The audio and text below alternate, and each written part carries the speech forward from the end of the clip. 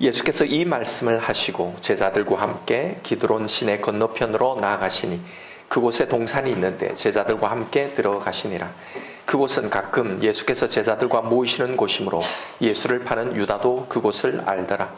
유다가 군대와 대제사장들과 바리새인들에게서 얻은 아랫사람들을 데리고 등과 횃불과 무기를 가지고 그리로 오는지라.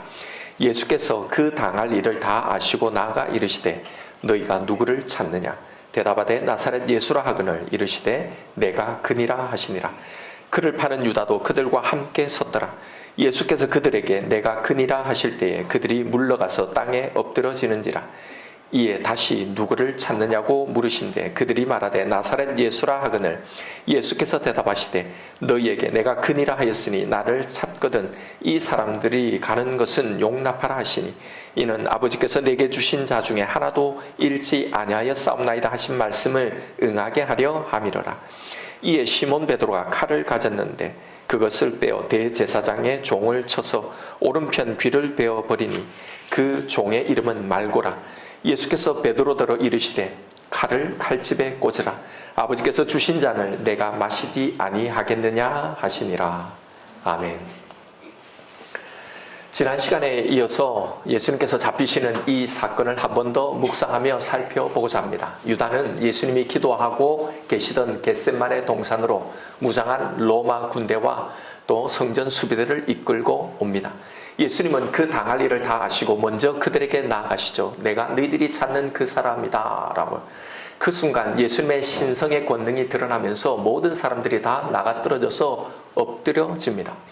다른 복음서에 기록된 이때의 내용을 종합해보면 유다는 미리 성전 수비대와 내가 입맞추는 그 사람이 바로 예수니 그 사람을 잡으라 라고 사인을 맞춰 놓았다고 나옵니다. 아마 예수님의 신적 권능 앞에서 다 엎드려 있던 그들이 이제 제정신을 차리고 다시 그들이 하려고 했던 이 일을 하려고 합니다. 시나리오대로 유다는 예수님께 나가 입을 맞추고 이에 성전 수비대들이 예수님을 잡으려고 달려들자 베드로가 자신이 준비한 이 칼로 대제사장의 종의 귀를 자르며 저항합니다. 예수님은 베드로를 제지시키시면서 칼을 가지는 자는 다 칼로 망한다. 내가 힘이 없어서 이렇게 지금 당하고 있는 줄 아느냐? 지금이라도 12군단이나 더 되는 천사를 내가 동원할 줄 알지 못하느냐? 그러나 만약 내가 그렇게 하면 이런 일이 있을 거라고 한 성경의 예언이 어떻게 이루어지겠느냐? 그러시면서 순순히 잡히십니다. 그러자 정말 예수님의 예언하신 그대로 모든 제자들이 다 예수님을 버리고 도망하게 됩니다. 우리는 지난 시간에 이 본문을 통해 요한이 밝히려고 했던 그 사실은 예수님은 유대인들의 힘에 의해서 또 로마의 이 권력에 의해서 죽임을 당하신 것이 아니라는 것이었어요. 이것은 이 세상의 힘에 의해서 종교 지도자들의 이 힘과 의지에 의해서 된 것이 아니라 전적인 하나님의 계획이라는 겁니다. 그래서 요한은 당시에 이 말씀을 읽는 당시의 독자들과 또 이걸 읽는 우리들에게 지금 현재 우리의 삶이 과연 우리는 어떻게 이걸 해석하고 바라봐야 하는지를 성경적인 이 관점을 주려고 했던 겁니다. 오늘 이 사건을 다시 한번 살펴볼 텐데요. 종교 지도자들과 유다는 머리를 맞대고 예수를 잡아 죽이려고 모의했습니다. 그래서 총독에게 찾아가서 로마 군대도 요청하고 자체적으로 사람들을 모아 무장시켜서 준비를 했던 겁니다. 여기에 재미있는 표현은 3절에 예수님을 잡기 위해서 결성된 사람들의 조합입니다. 먼저 군대가 나오죠. 이 군대는 당연히 로마 군대를 말하고 그 다음에 대제사장들과 그리고 바리새인들에게서 얻은 아랫사람들이라고 나옵니다. 사실상 이 세 조합은요, 평소에는 앙숙처럼 지내던 부류의 사람이었다는 사실이에요. 자신들을 지배하던 로마 군대는 당연히 유대인들의 입장에서는 증오의 대상이죠. 역시 사두개인들인 이 대제사장 그룹과 그리고 바리새인과는 이 앙숙 관계에 있는 사람들입니다. 그런데 지금 이들이 공동의 목표로 뭉친 겁니다. 왜요? 더 큰 힘을 만들기 위해서입니다. 이제 그들에게는 이 계획을 성공적으로 완수할 자금도 힘도 사람들도 다 준비되어 있습니다. 사람들은 바로 이것이 어떤 일의 승패를 좌우하는 결정적인 요인이라고 생각을 하는 거예요. 힘이 더 센 쪽이, 자금 능력이 더 탄탄한 쪽이, 인력이 더 충분한 쪽이 유리하다고 생각합니다. 스펙이, 나의 배경이, 나의 인맥이, 나의 이 환경이 결정적인 요인이라고 생각을 합니다. 믿는 우리조차도 세상이 믿고 신봉하는 이 거대한 신념, 이 생각의 흐름 속에 우리도 거기에 휩쓸려 살아갑니다. 말은 아닌 것 같지만 사실 깊이 내 자신을 깊이 성찰해 보면 우리도 이와 똑같은 생각을 하며 살아갑니다. 그런 우리에게 예수님은 당신이 잡히시는 이 사건을 통해 우리 인생의 승패를 좌우하는 진짜 결정적인 요인이 무엇인지를 말씀해 주시려고 하는 겁니다. 오늘 본문을 묵상하면서 발견하게 되는 영적인 교훈은 세상을 움직이고 또 우리의 삶의 모든 크고 작은 문제들을 결정짓는 진짜 결정적인 요인은 우리가 생각하는 그 세상의 힘이 아니라는 사실이에요. 여기 보면 빈틈없는 완벽한 작전이 있습니다. 소수의 무리가 어떻게 해볼 수 없는 거대한 종교적인 권력, 수적인 우위 때문에 그래서 예수님이 꼼짝 못하고 잡히시고 죽임을 당하신 게 아니란 말입니다. 하나님이 그렇게 되도록 결정하셔서 그렇게 된 거지 결코 다른 요인에 의한 것이 아니라는 점을 강조하고 있는 겁니다. 그런데 사람들은 늘 착각을 하죠. 그걸 이룰 만한 뭔가 100%의 준비가 되면 자신들이 계획한 것을 이룰 수 있을 거라고 훨씬 그러는데 유리할 거라고 생각을 하는 겁니다. 말로는 모든 결정권은 하나님에게 다 있다라고 말하면서 실제로는 이런 다른 요인들을 더 비중 있게 여기는 겁니다. 예수님이 잡히시는 이 이야기 속에는 하나님의 선제적인 그 결정과 그것을 깨닫지 못하고 버리는 이 인간들의 수고스러운 이 애씀이 잘 대조되어 나오고 있습니다. 예수님을 잡기 위해서 그들이 뭘 가지고 나오는지를 한번 보십시오. 등과 횃불과 무기입니다. 다른 복음서에서는 그들이 들고 나온 이 무기들을 더 자세히 소개합니다. 큰 무리가 칼과 몽치를 가지고 나왔다고 나와요. 여기서 몽치라는 건 일종의 곤봉 같은 그런 몽둥이를 말하는데요. 아마 칼을 다 준비할 수 없으니 칼이 없는 사람들이 이 몽치를 들고 나왔을 겁니다. 그들은 이 작전을 위해 만반의 준비를 합니다. 야밤을 튼다 정광석화와 같이 신속하게 정확하게 이 일을 마무리 짓기 위해서 확실한 길잡이가 필요했습니다. 그래서 유다가 준비되었습니다. 예수를 따르는 무리들을 일시에 제압하기 위해서는 그들보다 더 많은 쪽수도 필요했습니다. 혹 예수를 알아보고 쫓아온 무리들도 있을 거라는 것도 예상에 넣었을 거예요. 왜 여기에 큰 무리가 칼과 몽치로 무장한 것이 필요했을까요? 혹시 그들이 저항하기라도 하면 기선 제압을 하기 위해서입니다. 그들에게 있어서 이 체포작전의 성공 여부는 다 이런 것들에 달려 있었습니다. 그런데 이런 생각은 종교 지도자들만이 했던 것이 아니었습니다. 여러분, 우리는 여기서 제자들도 칼을 가졌다는 사실을 주목해야 합니다. 제자들의 생각도 마찬가지였습니다. 이미 예수님은 자신이 종교 지도자들에 의해서 잡히실 것을 제자들에게 다 알리셨습니다. 제자들도 이 사실을 어느 정도는 인지하고 있었어요. 그래서 그들도 준비한 게 있었습니다. 그게 바로 칼입니다. 마태복음에 보면 이때 제자들이 2자루의 칼을 준비했다고 나옵니다. 어쩌면 예수님이 이렇게 간절히 겟셋마네 동산에서 기도하시고 계시는데 그 시간에 제자들은 다 자잖아요. 이렇게 할 수 있던 건, 제자들이 이렇게 느긋할 수 있었던 건 그들이 가지고 있던 이 2자루의 칼 때문이었을는지 모릅니다. 원래 여러분, 총 한 자루만 있어도 왠지 마음이 든든한 사람의 심리처럼 말입니다. 혹시 예수님의 말씀처럼 예수님을 진짜 누군가 잡으러 온다면 주위에 다른 사람들도 좀 있을 거고, 더군다나 자신들도 칼이 있으므로 어느 정도는 저항하면서 예수님이 빠져나갈 그 시간을 벌 수 있을 거라고 생각했을 겁니다. 그런데 예수님을 잡기 위해서 이렇게 큰 무리가, 심지어는 로마 군병들이 칼과 몽치를 무장해가지고 이렇게 기습해 올지는 몰랐겠죠. 종교 지도자들은 자신들이 이 계획에 성공한 것이 자신들이 완벽하게 준비했기 때문에 이게 어떤 무리 없이 성공했을 거라고 생각했을 거예요. 반대로 제자들은 자신들이 더 만반의 준비를 하지 못해서 이렇게 허망하게 당했다고 생각했을 겁니다. 여러분, 바로 이것이 사람의 선제적인 그 결정 아래서 무지한 인간들이 벌이고 있는 헛된 애씀과 착각인 겁니다. 이렇게 인간들은 실패와 성공의 요인을 착각하며 살아가는 겁니다. 오늘 본문이 보여주고 있는 이런 인간들의 생각들을 주목해 보십시오. 종교 지도자들은 예수님을 잡기 위해 제자들보다 훨씬 더 많은 칼든 사람들을 보냅니다. 그런데 칼로 저항하려던 제자들은 자신들보다 더 많은 칼들을 보고는 모두 다 도망해 버립니다. 여러분, 이 아이러니를 보십시오. 칼을 믿던 자들은 더 많은 칼을 보고는 도망한다는 거예요. 여기서 칼이 상징하는 것이 있습니다.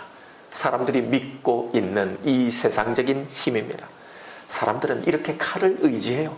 그래서 그 칼을 더 많이 가지려고, 더 크고 긴 칼을 가지려고 노력합니다. 왜요? 그것이 내 계획과 내 생각을 이룰 수 있는 결정적인 요인이라고 생각하기 때문입니다. 더 많은 칼을 가지면 이길 거라고 생각하는 거죠. 이 칼은 어떤 사람에게는 돈이 될 수 있습니다. 누군가에게는 인맥이 될 수 있습니다. 학생들에게는 좋은 학교에 가는 것, 거기서 좋은 학점을 따는 것, 어떤 스펙을 쌓는 것, 직장인들은 어떤 좋은 남들보다 뛰어난 커리어라고 생각할 수도 있습니다. 사업하는 사람들은 좋은 판매처, 든든한 어떤 거래처라고 생각할 수도 있고 어떤 기획일 수도 있습니다. 내가 의지할 수 있는 무언가가 바로 칼입니다. 오늘 성경은 그 칼에 대해서 말씀하는 거예요. 그 칼이 내가 원하는 것을 이루는 결정적인 요인이 되지 못한다는 걸 말입니다. 그 칼에 의해서 여러분 뭔가가 결정되는 게 아닙니다. 사람들의 눈에는 그 칼의 힘에 예수님이 어쩔 수 없이 잡힌 것 같지만 결코 칼 때문이 아니라는 걸 보여주는 거예요. 오히려 칼을 의지하면 그 칼 의지했던 그 칼 때문에 망한다고 말씀하시는 겁니다. 돈이라는 칼을 의지하는 사람들은요, 늘 이 돈이라는 칼을 마련하느라, 이걸 버느라 정신없이 살아갑니다. 돈이 자신의 삶과 운명을 결정짓는다고 믿기 때문이죠. 인맥이, 사람이 내가 믿는 칼이 되는 사람들도 있습니다. 그래서 어떤 일을 처리하는데 하나님보다 사람을 더 의지하는 경우가 있습니다. 그래서 늘 인맥 관리하고 어떻게 이 사람들이 또 앞으로 어떤 관계가 맺을지 모르니 늘 그것에 정신없이 살아갑니다. 일이 터지면. 그래서 사람들을 찾아다니느라 모든 에너지를 거기에 다 쏟아버립니다. 일이 되게 하시고 안 되게 하시는 분은 하나님이심을 믿어야 하는데 말입니다. 여러분, 내 마음속에 내가 믿고 의지하고 있는 칼이 무언지를 한번 살펴보십시오. 안정적인 수입원일 수도 있습니다. 열심히 준비하고 있는 어떤 시험일 수도 있고 진급이나 승진일 수도 있습니다. 건강일 수도 있고 야심차게 준비하면 이것만 되면 그래도 내 삶이 조금 무난하겠다고 하는 어떤 계획일 수도 있습니다. 이미 이런 칼을 가지고 있는 분도 있을 거고, 혹은 이것 가지고도 더 안심이 안 되려 더 안심할 수 있는 더 확실한 칼을 소유하기 위해 여전히 준비하고 있는 분도 있을 겁니다. 사람들은 이 칼의 크기가, 그 칼의 개수가 인생의 문제를 풀어가는 데 결정적인 요인이 된다고 그렇게 진짜 확고하게 믿고 살아갑니다. 그러나 여러분, 그 칼의 크기가, 그 칼의 개수가, 더 나아가는 그 칼의 소유의 유무가 우리의 인생을 결정하지 못합니다. 우리의 인생은, 또 우리가 겪는 모든 문제는 우리가 준비한 그 칼로 결정이 나는 게 아니고 하나님에 의해 결정이 나는 겁니다. 여러분, 돈이, 사람이 어떤 결정권자에 의해서 결판나는 게 아니에요. 더 많은 말을 가졌다고, 더 많은 병거를 가졌다고 전쟁에서 승리하는 게 아닙니다. 사람의 눈에는 그것이 결정적인 요인처럼 보입니다. 정말 그렇게 보입니다. 오늘 본문에도 예수님이 잡히시는 그런 과정을 보면 예수님과 제자들은 칼과 몽치로 무장한 자신들보다 더 많은 그 무리 앞에서 아무것도 해볼 수 없는 존재로 서 있는 것처럼 그렇게 보이죠. 그러나 예수님이 베드로에게 이때 하신 말씀을 기억해야 합니다. 다른 복음서에 이 말이 기록되어 있어요. 내가 지금 당장이라도 12군단이나 되는 이 천사를 보내 저들을 막을 수 없겠느냐라고 말씀하셨던 거예요. 베드로는 이걸 보지 못하는 겁니다. 지금 하늘에서 주님을 옹이하고 자신들을 옹이하고 있는 이 수많은 천군 천사의 이 존재를 보지 못하는 겁니다. 그리고 그걸 보지 못하니 거기에 있는 무리들, 자신보다 더 많은 칼과 몽치를 들고 나와 있는 이 무리들만 보고 그래서 두려워하는 겁니다. 그래서 자신이 가진 이 조그만 이 칼을 의지해서 그걸 휘두르는 겁니다. 그러나 여러분, 그 칼로 자신들을 향해 달려드는 그 수많은 그런 칼을 당하지 못하는 겁니다. 아무리 준비를 해도요, 그 칼로는 더 많은 칼 앞에서는 여전히 무너지는 겁니다. 여러분, 우리가 준비한 칼이 아무리 예리하고 아무리 길어도 아무리 개수가 많아도 그 칼로는 세상에 더 많은 칼을 결코 당하지 못합니다. 이것을 우리가 살면서 늘 경험하지 않습니까? 그걸 이기는 능력은 오직 하나님의 능력만이 그걸 이기는 겁니다. 열왕기하 6장에 보면 오늘 이 본문의 메시지와 똑같은 이야기가 나옵니다. 북이스라엘 그 위에 가장 큰 대적이었던 아람이 호시탐탐 북이스라엘 노리고 계속 침범해 올 때 이야기입니다. 그런데 번번이 침범해 올 때마다 작전이 다 노출이 되는 거예요. 그래서 알아보니까 엘리사라는 이 선지자가 기도하는 가운데 번번이 작전을 미리 간파해서 다 알려주는 겁니다. 그래서 아람 왕이 이 엘리사를 잡으면 되겠다고 이 엘리사를 잡으려고 그가 머물고 있는 이 성에 무장한 군사와 말과 병거를 대거 보내서 그 성을 완전히 포위해버립니다. 이제 엘리사는 도안에 든 쥐죠. 그걸 보고는 그 사환이 엘리사에게 두려워 떨며 하소연하는 겁니다. 선지자 선생님, 이제 우리는 죽었습니다. 이제 우리는 어떡합니까? 이때 엘리사가 한 말이 있어요. 열왕기하 6장 16절입니다. 대답하되 두려워하지 말라. 우리와 함께한 자가 그들과 함께한 자보다 많으니라. 우리와 함께한 자가 그들과 함께한 자보다 많으니라. 여러분, 예수님이 하신 말씀과 똑같은 말씀 아니에요? 우리의 눈을 들어서 나와 함께 하시는 그 하나님을 우리는 볼 수 있어야 합니다. 나와 함께 하는 자가 더 많습니다. 나와 함께 하시는 그 하나님이 더 강합니다. 그 하나님의 손에 모든 것이 결정되어지는 겁니다. 예수님은 자신을 죽이려는 대제사장들 앞에서 그래서 담담히 말씀하셨습니다. 위에서 주시지 아니하였더라면 나를 해할 권세가 없느니라.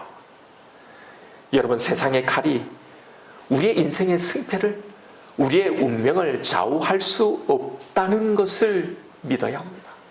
돈이, 인맥이, 스펙이, 실력이, 내 배경과 내 환경이, 사람의 결정이 내가 그렇게 준비한 그 칼이 아닙니다. 하나님이 되게 하시면 되는 겁니다. 성도님들은 이 말을 참 좋아하죠. 하나님이 되게 하시면 된다. 그러면 아멘 하며 다 좋아합니다. 왜냐하면 이 말을요, 하나님이 내가 보기에도 이 힘든 걸, 내가 원하는 이걸 되게 해주신다는 걸로 봤기 때문입니다. 그런데 여러분, 실상 이 말의 강조점은요, 거기에 있지 않아요. 모든 것이 어떻게 결정이 나든 모든 것이 하나님의 선하신 결정이다라는 말입니다. 그러니 그게 되게 하심도 혹은 안 되게 하심도요, 다 하나님의 선하신 결정이란 말입니다. 그것이 나에게 가장 선한 것이라는 말이에요. 지난 시간에 말씀드린 것처럼 이걸 정말로 우리가 믿지 못하니요, 신앙이라는 걸, 열심을 가장한 이 불신의 행동들이 신앙을 이름으로 그렇게 나오는 겁니다. 더 간절히 기도하고 더 간절한 열심을 가지고 내가 원하는 그 칼들을 더 많이 준비하려고요. 이런 게 다 사실은 믿음 없이 이루는 그 칼인데 말입니다. 칼을 믿고 칼을 의지하는 사람은 실상은 그 마음이 늘 두려움 가운데 사로잡혀 있는 겁니다. 여러분, 이게 우리가 믿고 의지하며 살아가는 이 칼이 실상 우리에게 주고 있는 교훈입니다. 그 두려움은 더 많은 칼에 집착하게 만들지만, 그러나 그래서 그 많은 칼을 가지고 있다고 그 두려움이 결코 사라지지 않는단 말입니다. 칼을 가지면 가질수록 더 많은 칼이 없음에 또 불안해하는 겁니다. 여러분, 이게 그동안 우리가 칼을 의지하며 이 칼을 준비하며 살아왔던 우리가 겪었던 교훈 아닙니까? 이것만 해결되면, 이 칼만 준비되면 훨씬 더 나을 거라고 했는데 그것으로 해결할 수 없는 또 다른 문제들이 내 인생 가운데 계속 생기잖아요. 칼을 의지하는 사람에게는 절대로 평안함은 찾아오지 않습니다.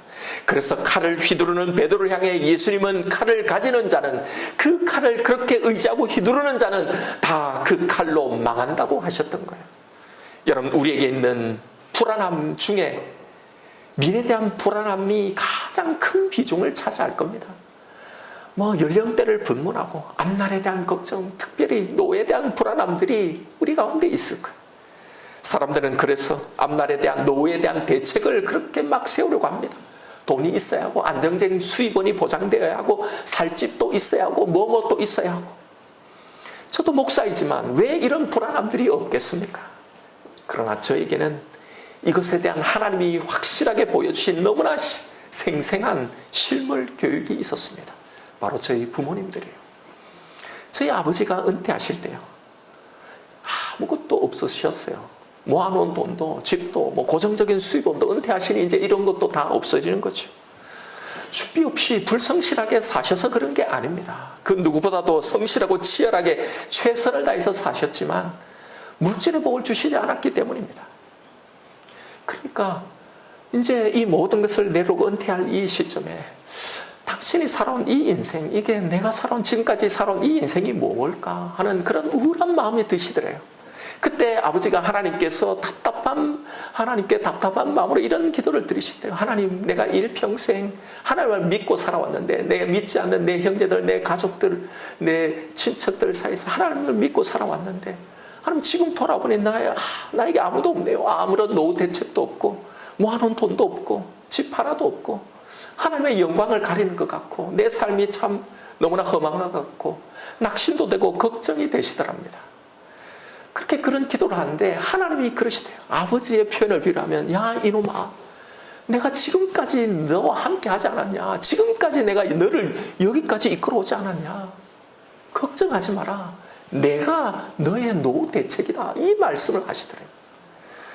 그 기도 후에 아버지가 27년간을 자신이 그동안 살아왔던 그 모든 인생 가운데 가장 평안하고 가장 만족하고 가장 감사한 시간을 살고 있다고 간증하시다가 그렇게 하늘나라 가셨어요. 어머님도 동일한 고백을 하시며 살아가고 있습니다. 제 부모님 많이 배우지 못했어요. 초등학교도 못 나왔습니다. 가진 것도 아무것도 없었습니다. 세상에서 말하는 그런 소위 칼 이런 것들을 그렇게 준비하지 못했습니다. 그러나 여러분, 그 어떤 재벌보다 그 어떤 유명한 사람보다 너무나 감사하고 평안한 노후를 보내다가 그렇게 가셨어요. 저는 부모님의 그 인생, 그 신앙의 결말을 보며 저는 안심합니다. 왜요? 내 인생에도 그렇게 하실 그 하나님이 저는 정말로 믿어지기 때문입니다. 세상에 믿을 칼이 없었어도, 뭔가 의지할 만한 것이 없어도요, 하나님만을 바라보며 가다 보면 진짜 하나님이 나의 대책이 되어주시는 그 삶을 살아가게 되는 겁니다. 여러분, 그렇다고 불성실하게 아무런 대책도 준비 없이 아무것도 안 해도 된다는 이 말, 이게 아니라는 걸 아시죠? 치열하게 살아야 합니다. 열심히 살아요. 내가 할 수 있는 한 준비를 하며 살아야 합니다. 그런데 그게 하나님보다 내가 더 의지하는 우상이 되어서는 안 된단 말입니다. 그것 때문에 하나님이 있는데도 내가 우울하고 불행하고 이렇게 좌절하며 낙심하며 염려하고 걱정하며 살면 안 된단 말입니다. 여러분, 노후를 너무 걱정하지 마십시오. 모아놓은 돈이 없어도요, 자식이 없어도, 함께 할 그런 사람이 없어도 그것이 우리의 노후의 삶의 질을 결정하는 게 아닙니다. 하나님이 예비해 놓으신 그 삶, 하나님의 이 대책이 있음을 믿으시길 바랍니다. 우리가 이걸 믿지 못해서 그래서 우리는 불행하고 그래서 우울한 겁니다. 몇 년 전에 제가 우리 교회도 목회자들의 퇴직을 위해 퇴직금을 예치하자고 제안을 했어요. 하다가 요즘 재정의 상황이 여의치 않아서 못하고 있긴 하지만, 여러분, 제가 그걸 제안한 건요, 제 노후가 거기에 달려 있기 때문에 이걸 준비 잘 해야 되겠다고 생각했기 때문에 아닙니다. 그건 교회가 당연히 해야 할 일이기 때문입니다. 저는 제가 이걸 직접 경험하기도 했고요, 주위의 많은 사례들을 직간접적으로 봐왔어요. 세상보다 더 못한 비성경적이고 비상식적인 일들이 너무 많이 일어나는 거예요. 목사가 그러기도 하고 또 교회도 그러기도 해요. 여러분, 우리가 함께 이뤄간 이 교회가 그러면 안 되기 때문에 그걸 제안하는 겁니다. 교회가 아무것도 주지 않아도 목사는 살아갑니다. 왜냐하면 교회가, 성도가, 돈이, 헌금이 그 목사를 먹이는 게 아니라 하나님이 먹이시기 때문입니다. 수많은 작은 교회 목사들이 다 은퇴를 해요. 우리보다 더 작은 교회들이. 그동안 얼마나 많은 목회자들이 그렇게 은퇴를 합니까? 그런데 여러분, 그런 분들 중에 한 명이라도 돈이 없어서 굶어 죽었다는 사람 봤나요? 그런 소식 들었습니까? 못 봤습니다. 하나님이 다 살게 하세요. 그런데 목사만이 아니라 여러분도 마찬가지예요. 우리도 다 그렇습니다. 예, 좀 어렵죠. 좀 가난하게 살죠. 고생 좀 하죠. 좀 어렵게 살면 되는 겁니다. 그렇게 어떻게든 살다가 때가 돼 부르시면 우리가 가면 되는 거예요. 왜요? 이 땅의 이 삶이 내 인생의 신앙의 내 결말이 아니잖아요. 이게 영원한 게 아니잖아요. 이건 우리가 늘 입버릇처럼 말하는 영원한 시간에 잠깐한 점에 불과한 시간들 아닙니까? 우리는 그 영원한 것들을 소망하며 살아가죠. 여러분, 우리의 준비가, 우리의 칼이 우리를 살게 하는 게 아닙니다. 우리를 지켜주는 게 아닙니다. 이걸 참으로 믿지 못하니 그게 우상이 되고, 그걸 준비하는 게 내 인생의 이제 남은 삶의 과제, 내 삶의 목표가 다 되어버리고, 그러니 그걸 준비하면서도 늘 걱정하고 염려하고, 그걸 준비하느라 우리의 인생이, 우리의 신앙이 거기에 다 저당 잡혀 살아가는 겁니다. 그래서 한 번도 하나님이 주시는 이 평강과 이 안전을 마음껏 양껏 누리며 살지 못하는 겁니다. 여러분, 선교사님들 한번 생각해 보십시오. 노예에 대한 대책들이 있는 선교사님들이 얼마나 되겠어요? 거의 대부분은 다 없어요. 미얀마 정선교사님 보면 정말 이 두 분은 참 대책이 없는 분들이에요. 제가 옆에서 봐도 아무것도 준비가 없어요. 모아놓은 것도 없어요. 그래서 한 번은 그래도 이제 나이도 있고 뭔가를 조금 뭐 생각을 해야 되지 않느냐 하면, 근데 하는 바는 조그마한 컨테이너 하나만 있으면 된다는 거예요.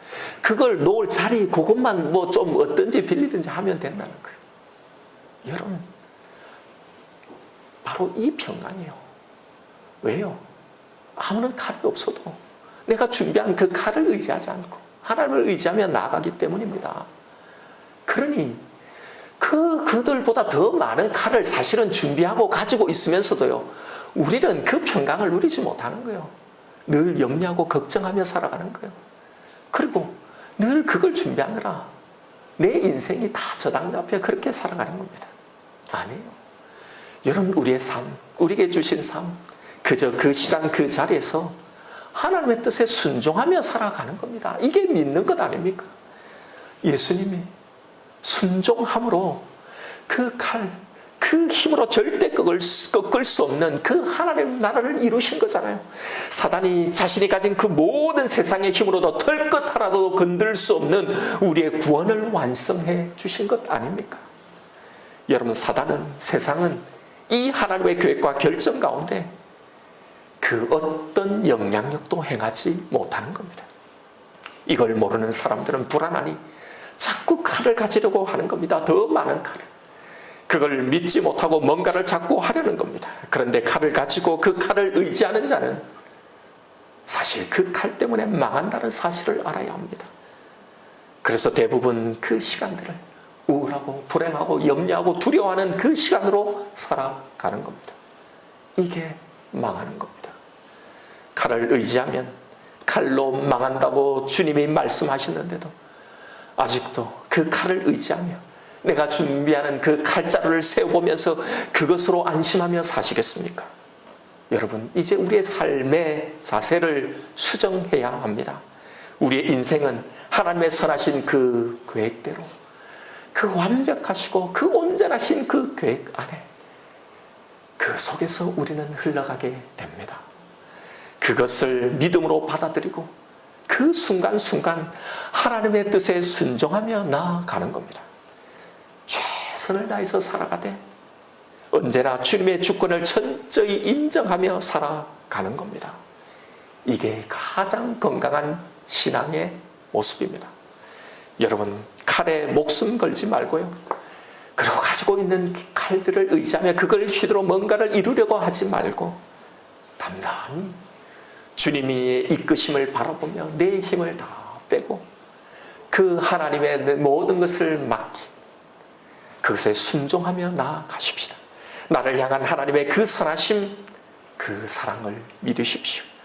칼을 의지하고 그걸 믿다가 그 칼 때문에 망하지 말고 모든 것을 다 선하고 최선으로 결정하시는 그 하나님을 믿고 그 하나님만을 의지하는 저와 여러분 우리가 되기를 주님의 이름으로 축원드립니다. 이 시간 오늘 주신 말씀 붙들고 기도하십시다. 우리는 사실은 많은 칼이 있음에도 늘 두려워하고 염려합니다. 혹시 이것 때문에 내 남은 인생이 잘못되지는 않을까?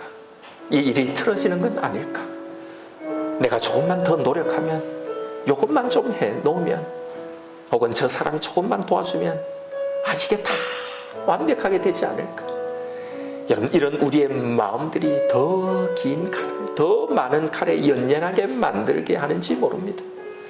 말은 모든 것은 하나님의 손에 달려있다라고 하지만 실상은 우리는 내가 가진 칼의 유물은 그걸 더 의지하고 있는지 모릅니다.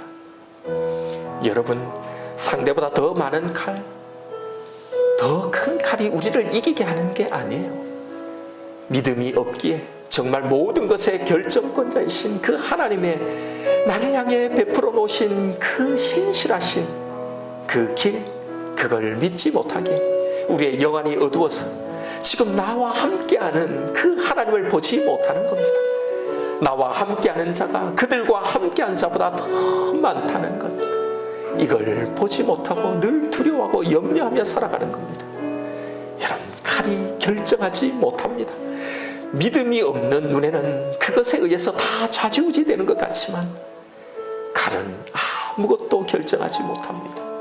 하나님이 결정하십니다. 우리가 해야 하는, 그래서 진짜 준비는 칼이 아니라 칼을 의지하도록 늘 우리를 유혹하고 우리를 겁박하는 이 모든 순간순간, 그 매 순간 매 순간을 하나님을 의지하고 그 하나님을 신뢰하는 일입니다. 내 앞에 있는 그것보다 나와 함께 하시는 그 하나님이 더 크고 더 많다는 것, 이걸 믿는 일입니다. 이것이 진짜 우리가 해야 하는 준비입니다. 여러분은 최선을 다해 치열하게 열심히 살아가되 하나님을 정말로 신뢰하는 마음으로 그 칼을 믿고 사는 그 불안함을 떨쳐버리십시오. 이 시간 기도하십시다. 하나님, 이제 칼을 믿고 사는 인생이 아니라 하나님을 믿고 사는 인생이 되게 하여 주옵소서. 하나님, 눈을 들어 나와 함께하는 자들이 더 많은 것을 보게 하여 주옵소서. 모든 결정이 하나님의 손에만 달려있음을 믿고 편하게 하여 주옵소서. 그리고 그 결정에 믿음으로 순종하고 나아가게 하여 주옵소서. 이 시간 나에게 주신 말씀이 있을 겁니다. 우리 이 말씀 붙들고 하나님 앞에 기도하며 나아가십시다. 사랑의 아버지,